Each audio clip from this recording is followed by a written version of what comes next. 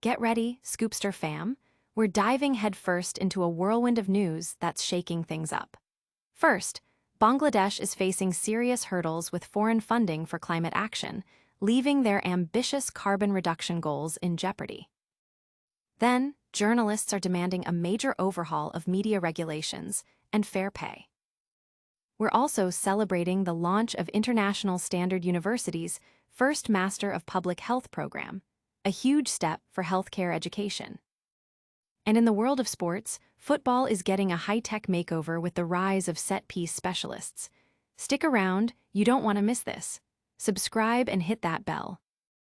Bangladesh is in a tough spot, receiving a tiny fraction of the climate finance it was promised, and it's seriously impacting their ability to fight climate change. A recent study reveals that Bangladesh has only secured about 1.25% of the foreign climate finance pledged under its nationally determined contribution to. This shortfall is crippling the country's potential to achieve its carbon reduction targets. While they're on track for unconditional emission cuts, the conditional targets, which rely on international support, are falling drastically short. Bangladesh needs a staggering $270.12 billion annually for these conditional goals, but has only managed to secure a mere $3.39 billion. Experts are calling this a matter of carbon justice, emphasizing that fulfilling these financial commitments is the minimum owed to vulnerable populations and ecosystems.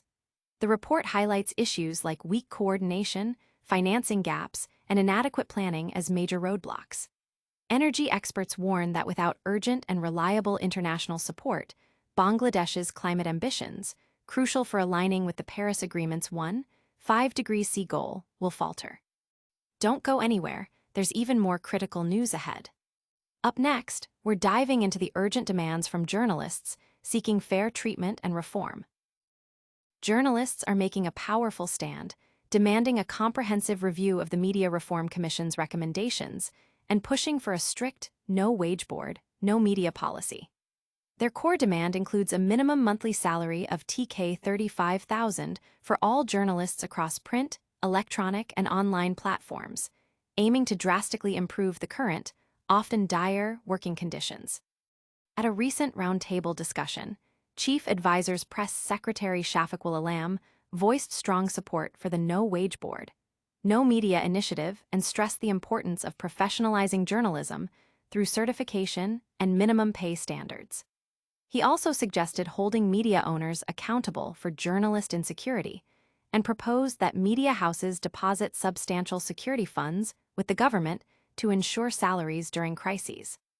Other key proposals include registering journalists, issuing identity cards, establishing uniform salary structures, and enacting specific laws for media outlet declarations. There's a clear call for structural reforms to protect journalists from harassment and a recognition of journalism as the fourth pillar of the state, complete with retirement benefits and a dedicated Journalist Protection Act. The need for a journalist-specific hospital and the inclusion of journalist organizations in government media committees were also highlighted.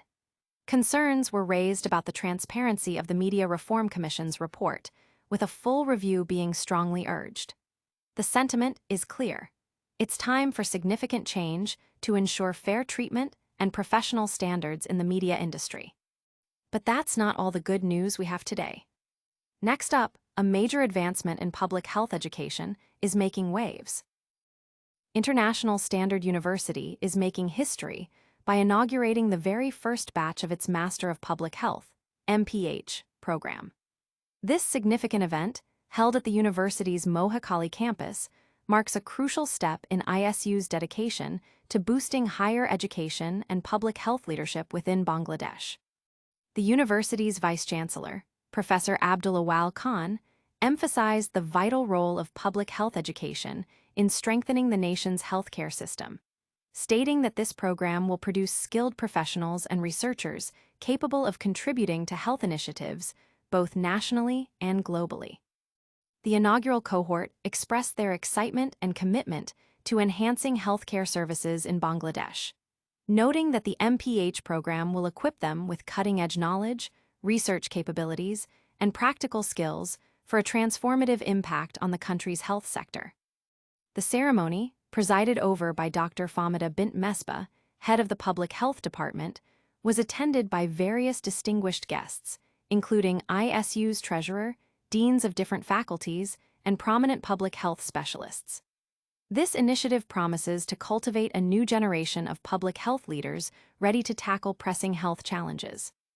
We're not done yet with the impactful stories. Coming up, we're exploring the fascinating, data-driven evolution of football tactics. Football is undergoing a dramatic transformation, and the unsung heroes are the set-piece specialists, turning dead balls into strategic goldmines. Experts like Stuart Reed are in high demand, crafting detailed dossiers that go far beyond simple tactics, now spanning up to 30 pages with visualizations, data, and video analysis. This isn't just about corners anymore. It's a holistic approach to exploiting every possible advantage from kickoffs, throw-ins, and free kicks.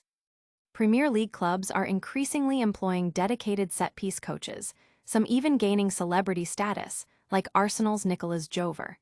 Data analysis has shifted the perception of set pieces from inefficient plays to low-hanging fruit, offering a significant competitive edge. Teams are experimenting with strategies like playing for touch from kickoff to gain territory, a tactic supported by research. Managers like Thomas Frank have built entire game plans around set-piece execution, while even the England manager, Thomas Tuchel, notes the resurgence of long throws. While some managers critique this trend for potentially slowing down the game and reducing spectacle, the data suggests otherwise, with ball-and-play times decreasing. The appeal lies in the control set pieces offer in a fluid sport, making them measurable, improvable, and a key element in modern football's strategic evolution. It's a blend of science and swagger, redefining how the game is played and won. And that brings us to the end of our incredible updates. Stay tuned for a rapid-fire recap and your chance to join the Scoopster community. And that's a wrap on today's top stories. We saw Bangladesh facing funding challenges for climate action, journalists demanding critical media reforms and fair pay, International Standard University launching its vital MPH program, and a deep dive into how set pieces are revolutionizing football strategy. What did you think of today's news? Let us know in the comments below. If you enjoyed this deep dive, smash that like button, subscribe to Scoopster for more exclusive updates, and don't forget to ring that notification bell so you never miss a video. Follow us on all our social media platforms for more behind-the-scenes content and discussions. Thanks for watching, Scoopster fam, and we'll see you in the next one.